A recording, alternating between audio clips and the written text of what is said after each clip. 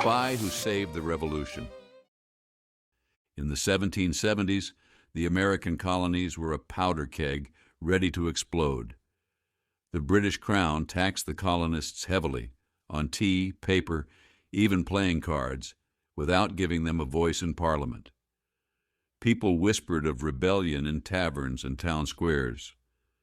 Protests like the Boston Tea Party in 1773 angered the British, who clamped down harder, sending soldiers to control cities like Philadelphia. By 1775, fighting broke out at Lexington and Concord, and the American Revolution began. Colonists split into patriots, who wanted freedom, and loyalists, who stayed true to the king. In this tense world, ordinary people, like a tavern girl named Sarah, became heroes in a war that would change history. In the chilly autumn of 1777, Philadelphia buzzed with redcoats. British soldiers marched through the cobblestone streets, their red uniforms bright against the gray sky. Sarah, a 16-year-old with chestnut curls and sharp green eyes, worked in her family's tavern, the Rusty Lantern. The tavern was a noisy place, filled with the clink of mugs and the chatter of locals. But Sarah had a secret. She was a spy for the Patriots, and her mission could change the American Revolution. Sarah's story began when she overheard a British officer boasting in the tavern. It was late, and the fire crackled low. The officer, Captain Harrow, sipped ale and bragged about a secret plan. The British were moving supplies to a hidden fort near the Schuylkill River. If the Patriots could capture those supplies, gunpowder, muskets, and food, it could turn the tide for General Washington's starving army at Valley Forge. Sarah's heart raced. She had to get this news to the Culper spy ring, a secret group of Patriot spies. Sarah wasn't always a spy. She'd grown up serving tables, dodging drunken sailors, and dreaming of adventure. But when the war started, her older brother Tom joined Washington's army. Tom's letters told of cold nights and empty bellies. Sarah wanted to help. One day, a mysterious man named Mr. Reed visited the tavern. He spoke softly and watched everyone. Later, he pulled Sarah aside and asked if she'd carry messages for the Patriots. "You're clever and quick," he said. "No one suspects a tavern girl." Sarah agreed, thrilled to be part of something bigger.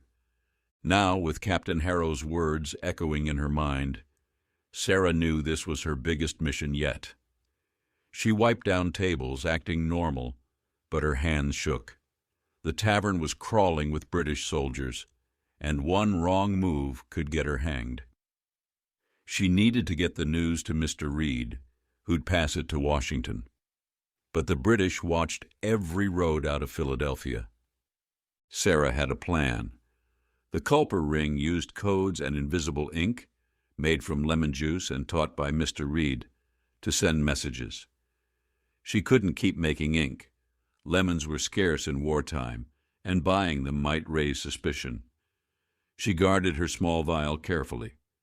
She wrote a fake letter to her cousin, and, using the ink, added a hidden message. British fort by Schuylkill. Supplies for 500 men. Attack at dawn. When heated, the ink would show up. She folded the letter and tucked it into her apron.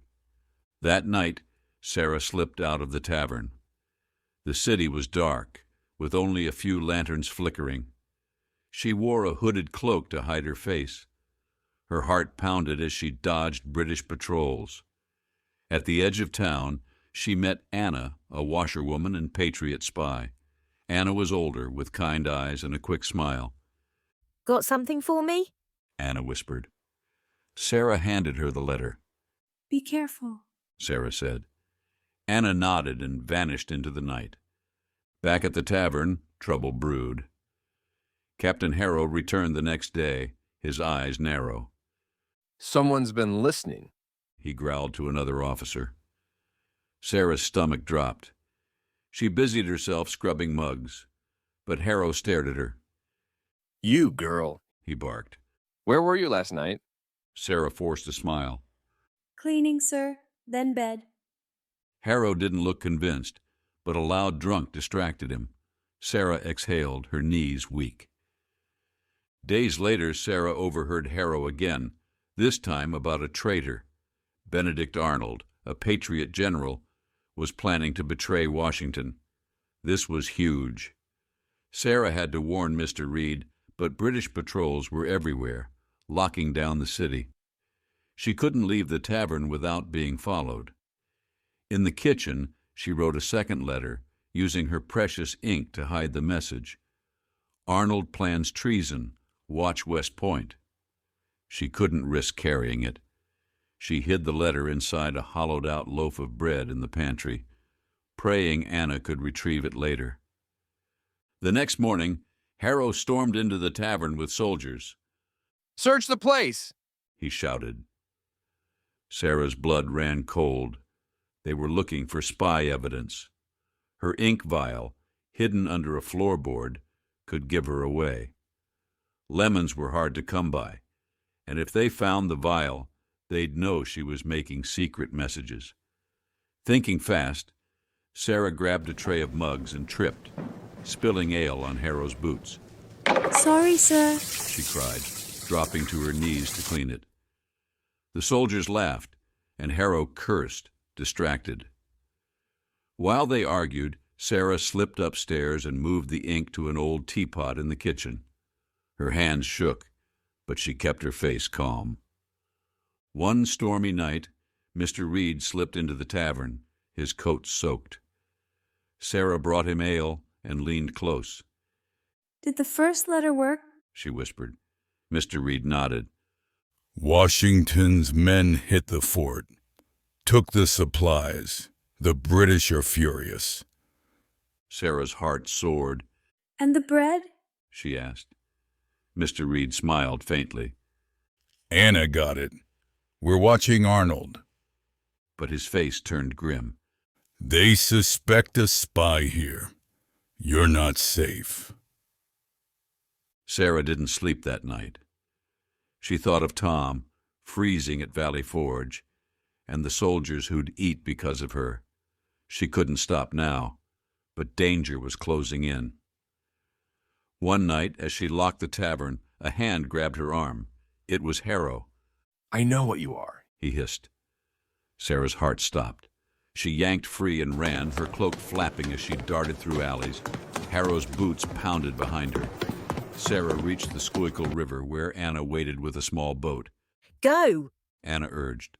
Sarah jumped in, rowing into the dark. Harrow shouted from the shore, but the current carried her away. She reached a Patriot camp where Mr. Reed met her.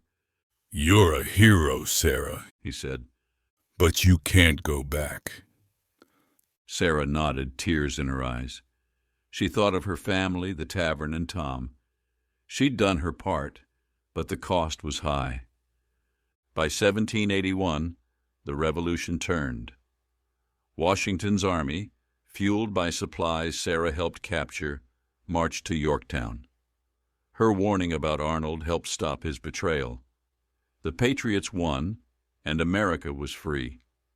Sarah, now living quietly in a small town, never told her story. But the culper ring knew, and so did Tom, who came home safe. Years later, children read about the Revolution in books with beautiful illustrations of taverns, spies, and secret letters, pictures inspired by a girl who risked everything. Clamped, tightened control, or restricted. The government clamped down on protests to maintain order. Cobblestone, small rounded stone used for paving streets. The old town's cobblestone streets were bumpy to walk on. Hollowed, made empty or carved out inside. He hollowed a pumpkin to make a Halloween lantern. Muskets, long-barreled firearms used in early wars. Soldiers carried muskets during the Revolutionary War. Powder kegs, situation ready to erupt in conflict. The tense meeting was a powder keg waiting to explode. Rebellion Organized resistance against authority. The rebellion against the king spread across the colonies. Tavern, a place serving alcohol and food in colonial times. The travelers stopped at a tavern for a warm meal. Treason, betrayal of one's country. Plotting against the government was considered treason.